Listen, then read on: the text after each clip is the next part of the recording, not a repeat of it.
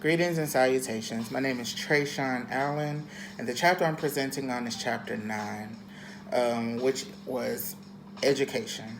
As someone who works in the education field, out of the chapters we could select, this was the one that I chose to focus on, and all things revolving around education is something that I'm fascinated in. In this chapter, it focused a lot on the strategies used to improve academics. So in this form of presentation, I will see if those same strategies could benefit students and their behavior, because as someone who's been in the classroom, academics and behavior are top tier. So as educators, while we're cultivating student strategies in their academics, I was seeing, can these same psychological strategies be used for behavior?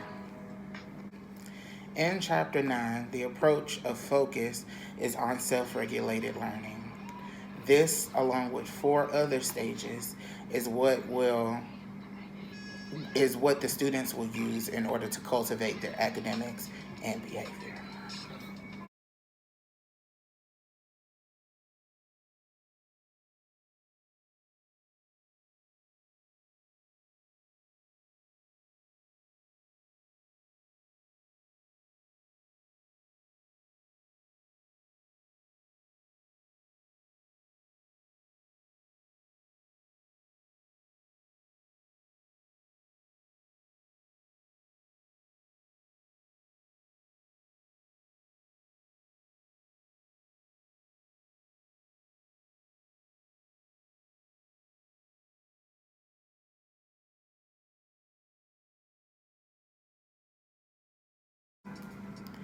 With these 4 stages, students can effectively monitor and control their own learning in any environment.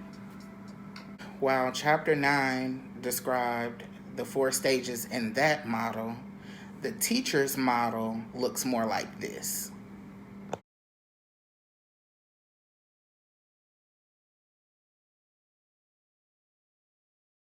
Although my version would switch the order a little bit, I would personally plan the action, then enact it, do, then check and see the goals of it, not the other way around.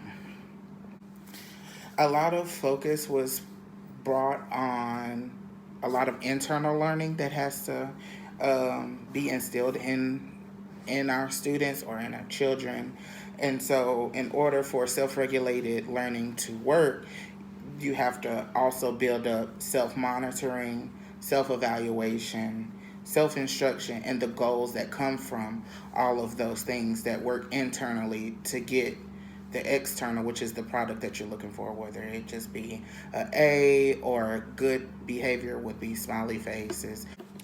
Another huge focal point that Chapter 9 focused on was self-efficacy.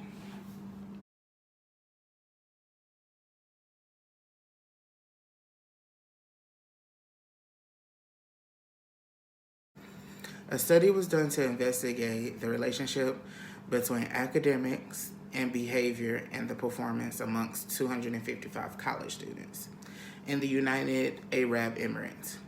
Using Rosenberg's self-esteem scale and academic self-efficacy scale, all modified from Jenks and Morgan, these were assessed by the students' self-esteem and their academics. Each student average grade for the mid-semester and final semester was used as a performance measure. The results indicated a significant relationship between global self-esteem and academic self-efficacy. Also, high academic achievement was associated with having great academic self-efficacy. This study showed the correlation between behavior having a direct input in how students do in their academics, which is something that I was mentioning earlier in the video.